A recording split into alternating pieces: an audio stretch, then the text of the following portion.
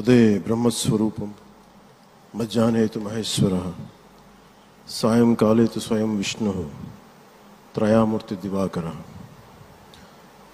ముందుగా సూర్య భగవానునికి నమస్సుమాంజలి తెలియజేస్తూ యోగ విద్యను అందించిన ఆదియోగి పరమశివునికి, ఆ మహాయోగ విద్యని మనకి పతంజలి మహర్షి యోగశాస్త్ర రూపంలో అందించారు.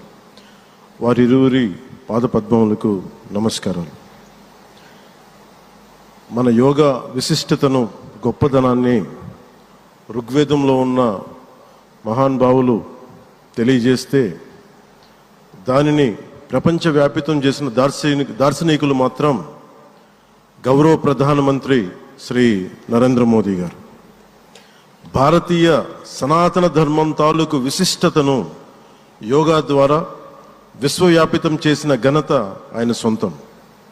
యోగా సాధకులు ఎంతటి దృఢచిత్తాన్ని కలిగి ఉంటారు, ఒత్తిడి జయించి సంకల్ప సాధకులుగా ఎలా నిలబడతారన్న దానికి కూడా మన గౌరవ ప్రధాని శ్రీ మోదీజీ గారు నిలువెత్తు ఉదాహరణ. ప్రపంచ యోగా దినోత్సవం యావత్ భారతవానికి, భారతీయులకి దక్కిన గౌరవం. సరిగ్గా ఒక 2014లో అప్పుడే ఐక్యరాజ్య సమితిలో గౌరవ ప్రధానమంత్రి మోదీ గారు ప్రవేశపెట్టినప్పుడు దాదాపు 177 దేశాలు ఈ రెజల్యూషన్కి మద్దతు పలికినాయి.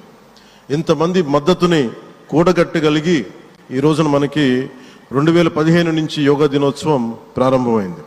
ఈ రోజున గౌరవ ప్రధానమంత్రి మోదీజీ గారి పిలుపు మేరకు మనం మొదట విశాఖ 11వ యోగా దినోత్సవ సంబరాలకు వేదిక అయింది. శ్రీ మోదీజీ గారి సమక్షంలో గౌరవ ముఖ్యమంత్రి వర్యులు శ్రీ చంద్రబాబు నాయుడు గారి కృషితో ప్రపంచ రికార్డుకు వేదికగా నిలిచింది.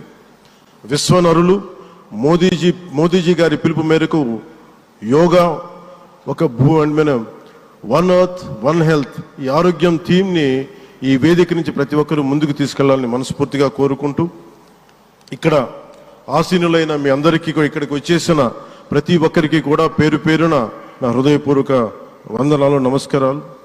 అలాగే గౌరవనీయులైన గవర్నర్ గారి శ్రీ అబ్దుల్ నజీర్ జీ గారికి, గౌరవ ముఖ్యమంత్రి శ్రీ నారా చంద్రబాబు నాయుడు గారికి, civil aviation minister Kinjarapu Rammohan Naidu గారికి, అలాగే మనకి Ayush minister of state independent charge వారి